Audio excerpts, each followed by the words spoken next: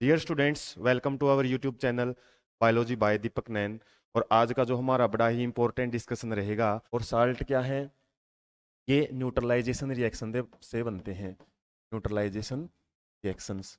और neutralisation reaction क्या थी, ये हमने फर्स्ट पार्ट में बड़े अच्छे ढंग से डिस्कस किया था।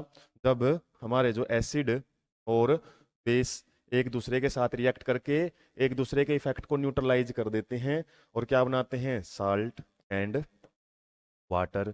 और साल्ट की हमने वहां पे अलग अलग कैटेगरी भी पढ़ी थी, जो आपको यहाँ भी काम आएगी।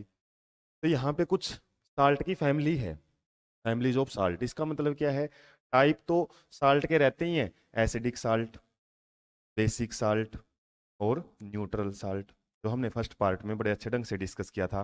तो फैमिली से क्या मतलब है, फैमिली यहाँ पे टाइप नहीं है, फैमिली है जैसे सल्फेट्स।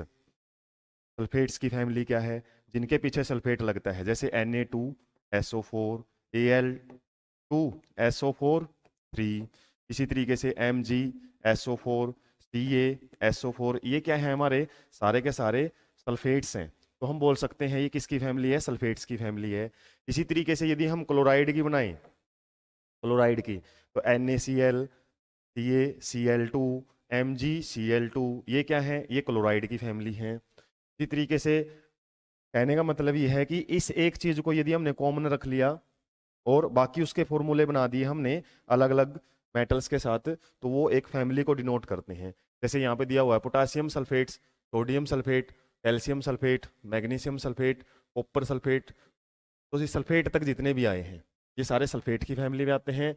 इसके अलावा sodium chloride, sodium nitrate, sodium carbonate, sodium carbonate, जैसे ये क्या है, ये सोडियम के साल्ट बोल सकते हैं हम। ये सोडियम की साल्ट फैमिली है। एक चीज को कॉमन कर दिया हमने, जैसे इसमें सल्फेट को कॉमन किया है, इसमें हमने सोडियम को कॉमन कर दिया। जैसे सोडियम नाइट्रेट है, NaNO3 होता है, सोडियम सल्फेट का वहां पे फॉर्मूला लिखा था मैंने। इसके अलावा ये जितने भी हमारे सोडियम से शुरू हैं तो सोडियम के साल्ट बोले जाएंगे। इसी तरीके से जैसे अमोनियम क्लोराइड है, अमोनियम सल्फेट है, ये डिफरेंट डिफरेंट क्या है, फैमिलीज हैं। अब यहाँ पे हम देख लेते हैं पीएच ऑफ साल्ट। पीएच जैसे प्रीवियस वीडियो में हमने अच्छे से डिस्कस किया था, इसमें क्या रहता है, 0 से 14 तक रीडिंग रहती है, जिसमें न्यूट्रल पे 7 होता है। 7 बिल्कुल बीचों बीच है, और 7 से यदि नीचे की तरफ आते हैं तो एसिडिक करेक्टर बढ़ता है। स्ट्रॉन्ग एसिड 0 पे होते हैं और स्ट्रॉन्ग बेस 14 पे होते हैं। और जैसे जैसे हम 7 to 14 बढ़ते हैं तो बेसिक नेचर बढ़ता है। तो salts of strong acid and strong base are neutral, ये डेफिनेशन प्रीवियस पार्ट में हमने अच्छे से पढ़ी थी कि यदि हम स्ट्रॉन्ग एसिड और स्ट्रॉन्ग बेस को मिलाते हैं तो वो न्यूट्रल साल्ट बनाएंगे। उनकी पीएच कितनी रहती है, लगभग 7, neutral condition.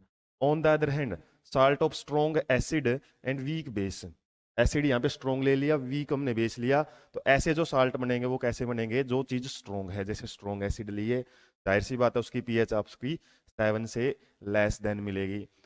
Those of strong base and weak acid, यदि हमने बेस स्ट्रॉन्ग ले लिया तो जाहिर सी बात है हमारा साल्ट बेसिक नेचर का मिलेगा, और जो उसकी पीएच है वो मोर देन 7 मिलेगी। तो यहाँ पे जो 3 टाइप के यहाँ पे मैंने लिखे थे, एसिडिक, बेसिक और न्यूट्रल साल्ट, ये लेस देन 7 होता है इनका, ये इक्वल टू 7 या अप्रोक्स 7, और ये मोर देन 7 पीएच है वो शो करते हैं। उसके बाद जो बड़ा ही इंपॉर्टेंट रहेगा आपको साल्ट के बारे में जो पढ़ने को, chemicals from common salt. Common salt है NaCl, जिसको टेबल साल्ट भी बोलते हैं। और इस साल्ट ने हमारे जो इंडिपेंडेंस, जो रिवॉल्यूशन था, जो हमारी क्रांति थी, एक स्वतंत्रता संग्राम था जिसको बोलते हैं, वहां पे महात्मा गांधी ने दांडी मार्च जो की थी, वो भी NaCl से जुड़ी हुई है। जो पिक दी हुई है, इससे रिलेटेड आपको CBSE में केस स्टडी बेस्ड क्वेश्चन बन सकता है। हालांकि हिस्ट्री नहीं आएगी यहाँ पे, कुछ भी आपको सोशल स्टडी नहीं पढ़नी, लेकिन ये पिक आपको किस चीज से रिलेटेड, हमारी साइंस में इसका क्या रिलेशन है, साइंस में ये NaCl से रिलेटेड है। उधर से ओशियन से जो भी हम क्या करते हैं, साल्ट निकालते हैं, तो पहले साल्ट के ऊपर क्या रहते थे, टैक्स होते थे। गवर्नमेंट ने, जो ईस्ट इंडिया कंपनी थी, उसने टैक्स लगाए हुए थे। तो और वहां पे फिर क्या किया, महात्मा गांधी जी ने वहां पे साल्ट है वो बना के उसका एक विरोध किया था। तो NaCl का हमारी इंडिपेंडेंस में भी बड़ा रोल माना जाता है। हालांकि यहाँ पे उसकी कोई हिस्ट्री नहीं दे रखी, अपनी बुक में केवल ये पिक दी हुई है। इंपॉर्टेंस ऑफ NaCl, और NaCl के बारे में ही हम आगे जो भी इसके प्रोडक्ट हैं, इससे क्या क्या प्रोडक्ट हम निकाल सकते हैं उसके बारे में डिटेल है। तो सी वाटर कंटेन्स मैनी साल्ट, समुद्र के अंदर ओशंस में काफी सारे साल्ट होते हैं। सोडियम क्लोराइड भी एक साल्ट है जिसको हम सेपरेट करते हैं किससे, अदर साल्ट से, दूसरे साल्ट से। Deposits of the solid salt are also found several parts of the world. हालांकि अलग अलग साल्ट वो कहीं पहाड़ों पे भी मिलते हैं, जैसे हमारा जो रॉक साल्ट होता है, रॉक साल्ट या फिर जो काला नमक होता है उसको चट्टानों से भी निकाला जाता है, हालांकि बनाया भी जाता है उसको। These large crystal are often brown due to impurities, और जब ये बड़े बड़े हम पत्थरों से देखते हैं ये इम्प्योरिटीज होने की वजह से कैसे दिखाई देते हैं, ब्राउन। जैसे काला नमक होता है, हालांकि होता है उसमें भी NaCl है, लेकिन दूसरे कुछ, इसलिए इसको रॉक साल्ट भी बोला जाता है। रॉक साल्ट या टेबल साल्ट, NaCl तो उसमें मिलेगा ही, जो भी हम साल्ट खाते हैं, चाहे वो ब्लैक साल्ट है चाहे टेबल साल्ट, NaCl तो उसमें होगा ही। उसको तैयार किया कैसे किया जाता है, beds of rock salt were formed when स्टीज of bygone age is dried up and rock salt is mined like coil.